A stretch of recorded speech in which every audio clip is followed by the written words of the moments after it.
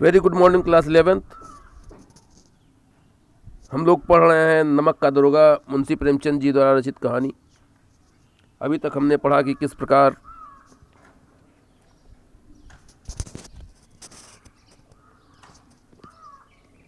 मुंशी बंशीधर अपनी पढ़ाई पूर्ण करते हैं।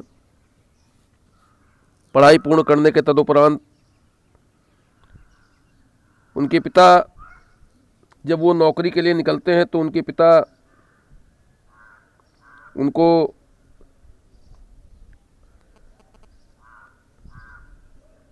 सुझाव देते हैं कि बेटा ओहदे की ओर ध्यान मत देना, पीर की मजार है, निगाह चढ़ावे और चादर पर रखनी चाहिए, ऐसा काम ढूंढना जहां कुछ ऊपरी आय हो। कहते हैं मासिक वेतन तो पूर्णमासी का चांद है जो एक दिन दिखाई देता है और घटते घटते लुप्त हो जाता है। ऊपरी आय बहता हुआ स्रोत है जिससे सदैव प्यास बुझती है। वेतन मनुष्य देता है, इसी से उसमें वृद्धि नहीं होती। ऊपरी आमदनी ईश्वर देता है, इसी से उसमें बरकत होती है। मुंशी प्रेमचंद उनकी बातों को सुनते हैं, उनका आशीर्वाद लेके घर से निकलते हैं और जाते ही उनको नमक विभाग में दरोगा के पद पर उनकी नियुक्ति हो जाती है। कुछ समय पश्चात वे सो रहे होते हैं और अचानक गाड़ियों की गड़गड़ाहट से उनकी नींद खुलती है। वो अपनी वर्दी कसके जो है पहुंच जाते हैं स्थान पे और देखते हैं कि नमक की बोरियों से लदी गाड़ियां वहां पे खड़ी हैं। पूछने पे पता चलता है कि ये गाड़ियां दातागंज के पंडित अलोपी दीन की हैं।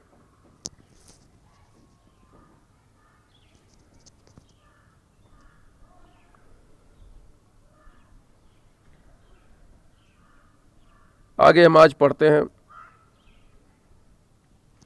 पंडित अलोपी दीन अपने सजीले रथ पर सवार कुछ सोते कुछ जागते चले आते थे। अचानक कई गाड़ीवानों ने घबराए हुए आकर जगाया और बोले, महाराज, दरोगा ने गाड़ियां रोक दी हैं और घाट पर खड़े आपको बुलाते हैं। पंडित अलोपी दीन का लक्ष्मी जी पर अखंड विश्वास था। वह कहा करते थे कि संसार का तो कहना ही क्या, स्वर्ग में भी लक्ष्मी का ही राज्य है। उनका यह कहना यथार्थ ही था। न्याय और नीति सब लक्ष्मी के ही खिलौने हैं, इन्हें वह जैसा चाहती हैं नचाती हैं। लेटे ही लेटे गर्व से बोले, चलो हम आते हैं। यह कहकर पंडित जी ने बड़ी निश्चिंतता से पान के बीड़े लगाकर खाए। फिर लिहाफ ओढ़े हुए दरोगा के पास आकर बोले, बाबूजी, आशीर्वाद, कहिए हमसे ऐसा कौन सा अपराध हुआ कि गाड़ियां रोक दी गई। हम ब्राह्मणों पर तो आपकी कृपा दृष्टि रहनी चाहिए।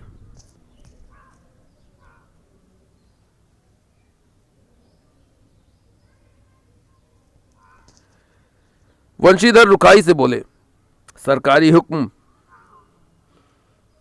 पंडित अलोपी दीन ने हंसकर कहा, हम सरकारी हुक्म को नहीं जानते और न सरकार को।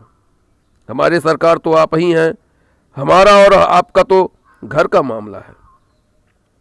हम कभी आपसे बाहर हो सकते हैं? आपने व्यर्थ का कष्ट उठाया। यह हो नहीं सकता कि इधर से जाएं और इस घाट के देवता को भेंट न चढ़ाएं।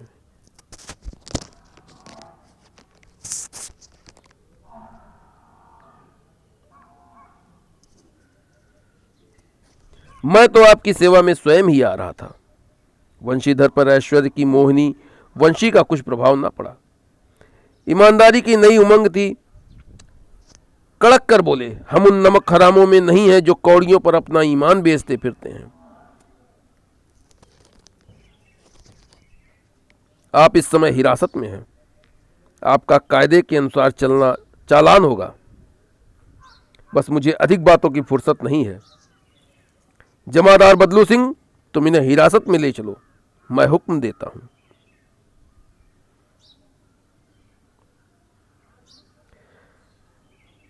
पंडित अलोपी दीन स्तंभित हो गए। गाड़ीवानों में हलचल मच गई। पंडित जी के जीवन में कदाचित यह पहला ही अवसर था कि पंडित जी को यह ऐसी कठोर बातें सुननी पड़ी। बदलू सिंह आगे बढ़ा, किंतु रोब के मारे यह साहस न हुआ कि उनका हाथ पकड़ सके।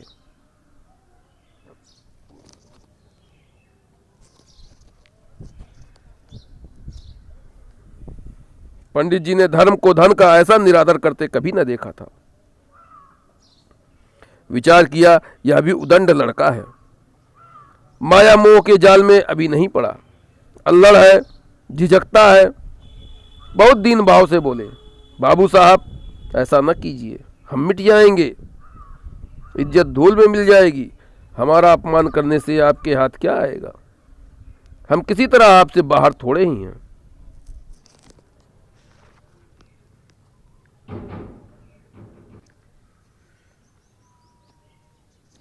वंशीधर ने कठोर स्वर में कहा, हम ऐसी बातें नहीं सुनना चाहते। अलोपी दीन ने जिस सहारे को चट्टान समझ रखा था वह पैरों के नीचे से खिसकता हुआ मालूम हुआ। स्वाभिमान और धन ऐश्वर्य को कड़ी चोट लगी, किंतु अभी तक धन की सांख्यिकी शक्ति पर पूरा भरोसा था। अपने मुख्तार से बोले, लाला जी 1000 के नोट बाबू साहब को भेंट करो, आप इस समय भूखे सिंह हो रहे हैं। वंशीधर ने गर्म होकर कहा, 1000 नहीं, 1,00,000 भी मुझे सच्चे मार्ग से नहीं हटा सकते। धर्म की इस बुद्धिहीन दृढ़ता और देव दुर्लभ त्याग पर मन बहुत झुंझलाया। अब दोनों शक्तियों में संग्राम होने लगा। धन ने उछल उछल कर आक्रमण करने शुरू किए। 1 से 5, 5 से 10, 10 से 15 और 15 से 20,000 तक नौबत पहुंची, किंतु धर्म अलौकिक वीरता के साथ इस बहुसंख्यक सेना के सम्मुख अकेला पर्वत की भांति अटल अविचलित खड़ा था।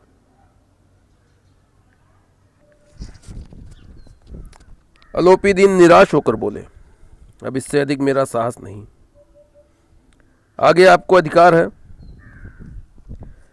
वंशीधर ने अपने जमादार को ललकारा।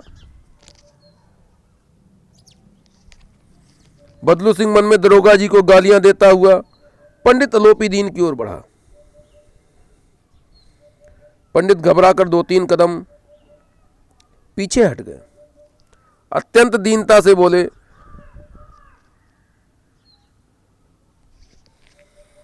बाबू साहब ईश्वर के लिए मुझ पर दया कीजिए, मैं 25,000 पर निपटारा करने को तैयार हूं।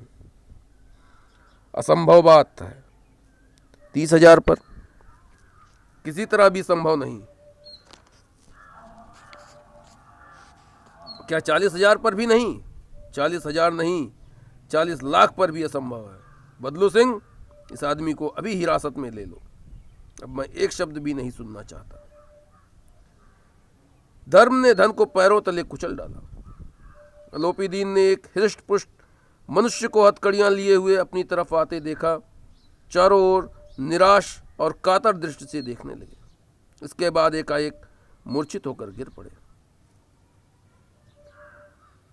दुनिया सोती थी पर दुनिया की जीभ जागती थी। सवेरे देखिए तो बालक वृद्ध सबके मुंह से यही बात सुनाई देती थी। जिसे देखो वही पंडित जी के इस व्यवहार पर टीका टिप्पणी कर रहा था।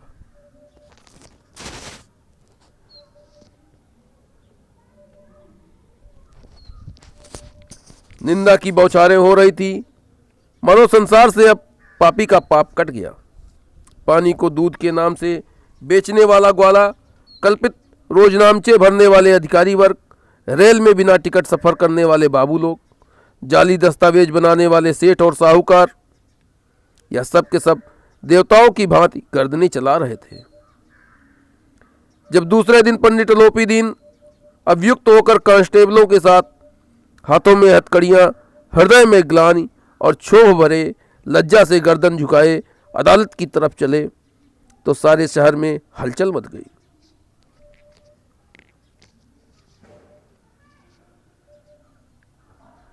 मेलों में कदाचित आंखें इतनी व्यग्र न होगी।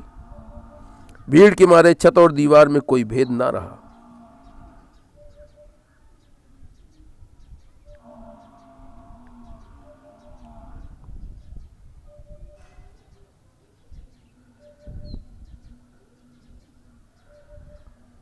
अभी तक आपने जो पढ़ा उसमें कुछ क्लिष्ट शब्द आए होंगे, आए हैं, जिनका अर्थ मैं आपको बता देना चाहता हूं। और अगर क्लिष्टता आपको लगती है किन्हीं शब्दों में, तो आप कमेंट के माध्यम से उसको पूछ लीजिएगा। पहला एक शब्द आता है अखंड। अखंड का अर्थ होता है जिसको तोड़ा ना जा सके, जिसका खंड ना किया जा सके। अखंड, जिसका खंडन ना किया जा सके। अगला शब्द है यथार्थ, वास्तविक या उचित। व्यर्थ, बेकार, फालतू।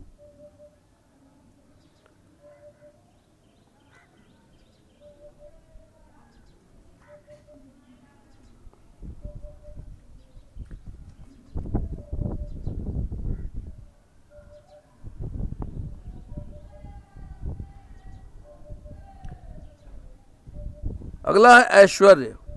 ऐश्वर्य का अर्थ होता है आधिपत्य। मोहिनी, मोहिनी मतलब मोहित करने वाली। कौड़ी माने द्रव्य। यहां पर कौड़ी का अर्थ बहुत थोड़े से पैसे है, थोड़ा सा द्रव्य है।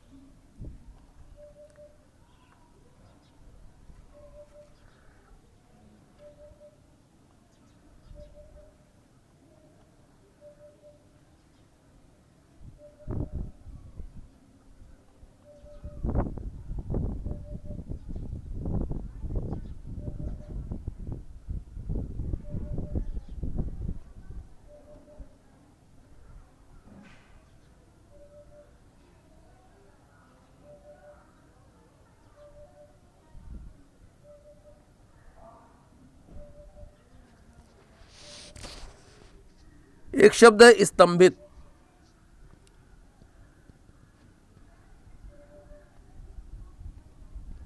स्तंभित मतलब होता है निस्तब्ध या शून्य। कदाचित माने कभी शायद।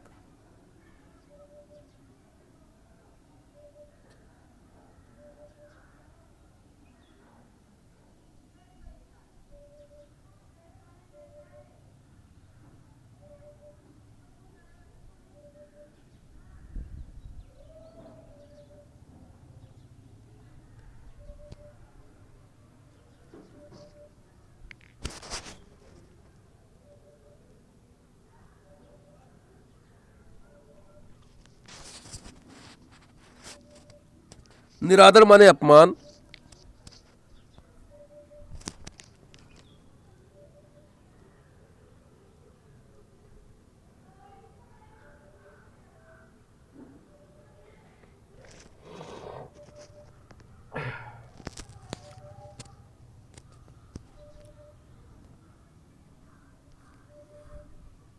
उदंड माने होता है जिसको दंड का भय ना हो। सांख्यिकी माने होता है आंकड़े या स्टैटिक्स।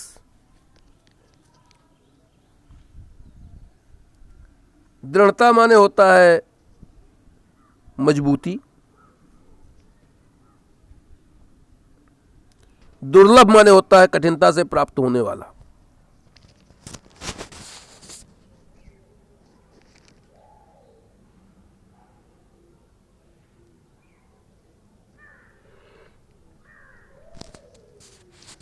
अलौकिक माने होता है जो इस लोक का ना हो, जो इस लोक में ना मिलता हो, या अद्भुत।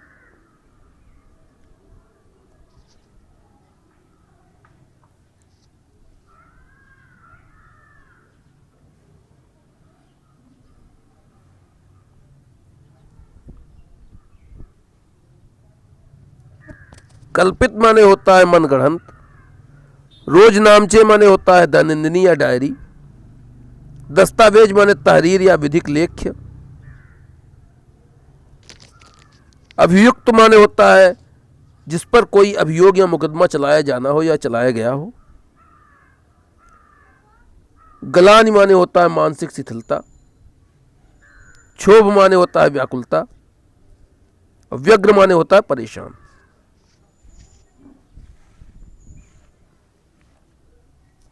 हमने आपको जो भी क्लिष्ट शब्द आए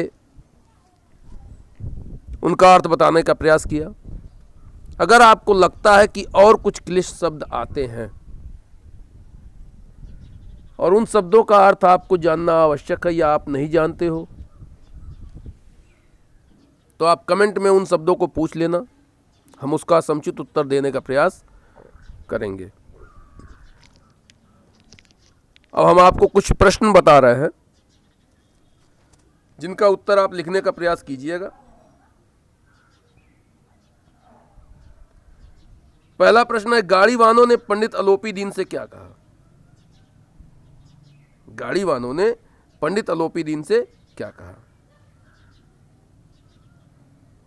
अगला प्रश्न है, लक्ष्मी के बारे में पंडित अलोपीदीन के क्या विचार थे? लक्ष्मी के बारे में पंडित अलोपीदीन के क्या विचार थे? प्रश्न संख्या 3, पंडित अलोपीदीन को किस पर पूरा विश्वास था या भरोसा था? पंडित अलोपीदीन को किस पर पूरा विश्वास था या भरोसा था? प्रश्न संख्या 4, किन शक्तियों में संग्राम होने लगा और उसका क्या परिणाम हुआ? किन शक्तियों में संग्राम होने लगा और उसका क्या परिणाम हुआ?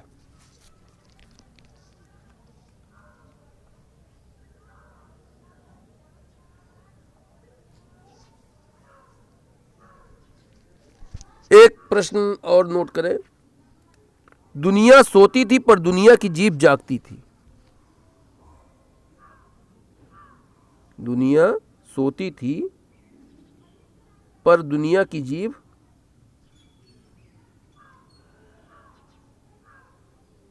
जागती थी की व्याख्या करना है अपने शब्दों में। ये 5 प्रश्न हैं, इन्हें आप करने का प्रयास कीजिएगा। अगर आपको लगता है कहीं पे कोई क्लिष्टता आ रही है, कठिनता आ रही है, आप उस प्रश्न के समुचित उत्तर देने में असफल हैं, नहीं समझ में आ रहा, तो आप हमसे पूछ सकते हैं। बाकी नेक्स्ट क्लास में। जय हिंद SRPS, जय हिंद क्लास।